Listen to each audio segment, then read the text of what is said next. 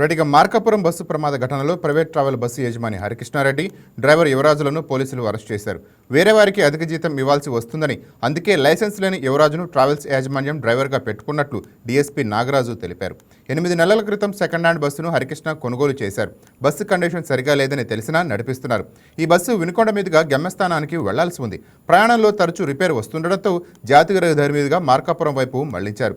తెలంగాణలోని జగిత్యాల నుంచి నెల్లూరు జిల్లా కలికిరికి వెళుతున్న హరికృష్ణ ప్రైవేట్ ట్రావెల్స్ బస్సు గత నెల 26న రాయవరం వద్ద టిప్పర్ను ఢీకొట్టింది. ఈ ఘటనలో బస్సు పూర్తిగా దగ్ధమైంది. ప్రమాదంలో 14 మంది సజీవ దహనం కాగా మరో 29 మందికి గాయాలు అయ్యాయి. 26వ తారీఖు ఉదయం ఇక్కడ ఒక ఘోర బస్సు ప్రమాదం జరిగిన సంగతి అందరికి కూడా తెలిసింది. ఈ ప్రమాదంలో బస్సు ఒక కంకర టిప్పర్కి కరెక్ట్గా మిడిల్లో ఉండే డీజిల్ ట్యాంక్కి హిట్ అయ్యి ఒక్కసారిగా డీజిల్ ట్యాంక్ బ్లాస్ట్ అయ్యేసరికి 2 వెహికల్స్ కూడా నిప్పడుతున్నాయి. యాక్చువల్గా ఈ బస్సు జగిత్యాల నుంచి కలిగిరి దాకా వస్తుంది.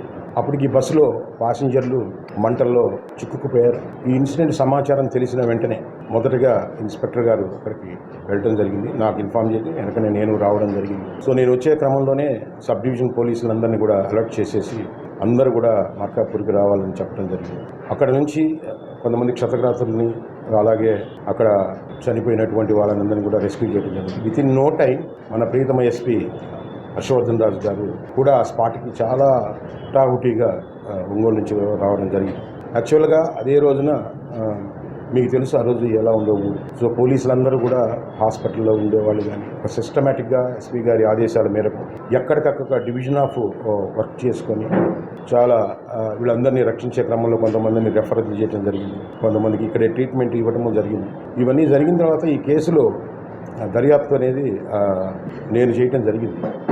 ఈ దర్యాప్తులో తెలిసిన విషయం ఏంటంటే ఎవరైతే ఇప్పుడు ఈ హరికృష్ణ అలియాస్ హరిబాబు అనేవాడు ఉన్నాడో అతను యార్లగడ్డ కోటేశ్వరరావు అనే శ్రావణి వెహికల్స్ అనే అతని దగ్గర ఈ బండి కొనుగోలు చేయడం జరిగింది 8 నెలలకి. కానీ ఈ బండి అతని పేరుతో ట్రాన్స్ఫర్ చేసుకోకుండా ఒక చిన్న అగ్రిమెంట్ పేపర్ మీద తీసుకొని ఆ అగ్రిమెంట్ పేపర్ మీదనే ఈ బండి నడపటం అనేది చేశాడు. అది చాలా దారుణమైన లోపం. రెండోది ఆ బండి నడిపినటువంటి యువరాజ్ అనే అతను యాక్చువల్లీ అతనికి లైసెన్స్ లేదు. సో ఒక లైసెన్స్ లేని వ్యక్తిని దాదాపు 8 గంటల కంటే ఎక్కువ బండిలో డ్యూటీ ఉండకూడదు. జగిత్యాల నుంచి ఇక్కడి దాకా వచ్చేటప్పటికి దాదాపు 12 గంటల జర్నీ అతనే చేసుకుంటా జరిగింది. అది దాదాపు 3 దగ్గర బండి కొంత ప్రాబ్లం ఇచ్చినప్పుడు కూడా ఇతను మార్కాపూర్లోనే ఉన్నాడు.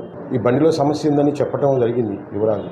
అయినా కానీ దాదాపు ఒక 44 మంది దాదాపు 46 మంది ప్యాసింజర్స్ వెహికల్స్లో వీళ్ళందరి ప్రాణాలని ఇతను కనీసం లెక్క లేకుండా కనీసం బండిని ట్రాన్స్ఫర్ చేసుకోకుండా లైసెన్స్ లేకుండా అట్లాగే ఎన్నిసార్లు చెప్పినా కానీ దాని మీద రెస్పాండ్ కానందువలన ఈ కేసుని culpable homicide not amounting to murder కింద నేను కట్టడం అంటే మార్పు చేయడం జరిగింది. మియర్ యాక్సిడెంట్ కాదు. దట్టు ఏంటంటే ఈ లారీ పోయేటప్పుడు దాంట్లో లారీ వచ్చినప్పుడు ఇతను కంప్లీట్గా లెఫ్ట్ సైడ్ పోవాల్సిన బస్సు కంప్లీట్గా రైట్కి వెళ్తే రైట్ అది లెఫ్ట్ ఆ సైడ్ లెఫ్ట్ ఉండే బండి తప్పించుకునే క్రమంలో వాడు తప్పించుకోవడానికి రైట్కి వచ్చినా కానీ దురదృష్టవశాత్తు విధివశాత్తు కొట్టేయటం జరిగింది.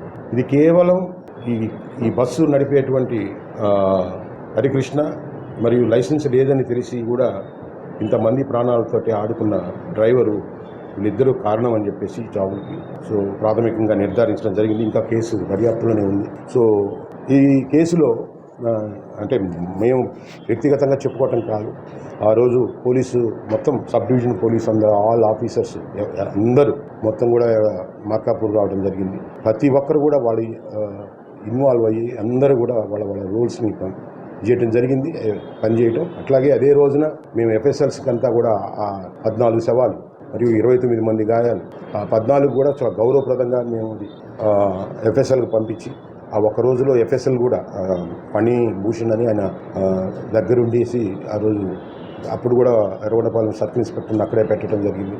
సాయంత్రానికి ఏ శరీరం భాగం ఎవరిది అనేది కూడా నిర్ధారించడం జరిగింది. ఆ పక్క రోజు కూడా మేమే ఉండి గౌరవంగా ఒక్కొక్క అంబులెన్స్ అయి పెట్టి వాటిని భద్రంగా ఫ్రీజర్లో పెట్టి పంపడం జరిగింది. సో వాడిని ఈ రోజున అరెస్ట్ చేసి ఎవరైతే బాధ్యులో సో వారిని రిమాండ్ చేయడం జరుగుతుంది. Thank you very much. Any questions answer. అప్పుడు ఎక్కడి నుంచి ఎక్కడ పోవద్దని పర్మిషన్ అనేది ట్రాన్స్పోర్ట్ డిపార్ట్మెంట్ దగ్గర తీసుకోవాలి. సో ఇతను అది కూడా తీసుకోలేదు. ఇతనేమి రెండు రకాల వెహికల్స్ ఉంటాయండి. Stage carriages, contract carriages, tourist vehicles ఉంటాయి. 3 రకాల వెహికల్స్ ఉంటాయి. స్టేజ్ క్యారేజ్ అంటే ప్రతి ఊర్లో నడుపుతా పోయేది, అది ఆల్రెడీ ఆర్టీసీలో మీరు చూసేది. కాంట్రాక్ట్ క్యారేజ్ అంటే ఒక డెస్టినేషన్ నుంచి ఇంకొక డెస్టినేషన్కి వెళ్తాయి. అంటే అది మార్కాపూర్లో బయలుదేరి హైదరాబాద్ అంటే మార్కాపూర్ హైదరాబాద్ మార్కాపూరే నడవాలి. మధ్యలో నీకు ఎర్రగొండపాలెంలో కూడా ఆగడానికి వీల్లేదు. నేను రూల్స్ ప్రకారం చెప్తున్నాను. అట్లాగే టూరిస్ట్ కింద నేషనల్ పర్మిట్స్ తీసుకుంటారు. నేషనల్ పర్మిట్ తీసుకున్న వెహికల్స్ వాళ్ళ బండిని ఎక్కడి నుంచి అయినా కానీ ప్యాసింజర్స్ తీసుకెళ్ళొచ్చు. కానీ వాళ్ళు ఏ ప్యాసింజర్స్ ఎంతమంది ఎక్కడికి పోతున్నారనే ఇన్ఫర్మేషన్ని ట్రాన్స్పోర్ట్ డిపార్ట్మెంట్కి సబ్మిట్ చేసి బ్రేక్ ఇన్స్పెక్టర్ పర్మిషన్ తీసుకొని బయలుదేరాలి. అది కూడా వైలేట్ అయింది. ఇతను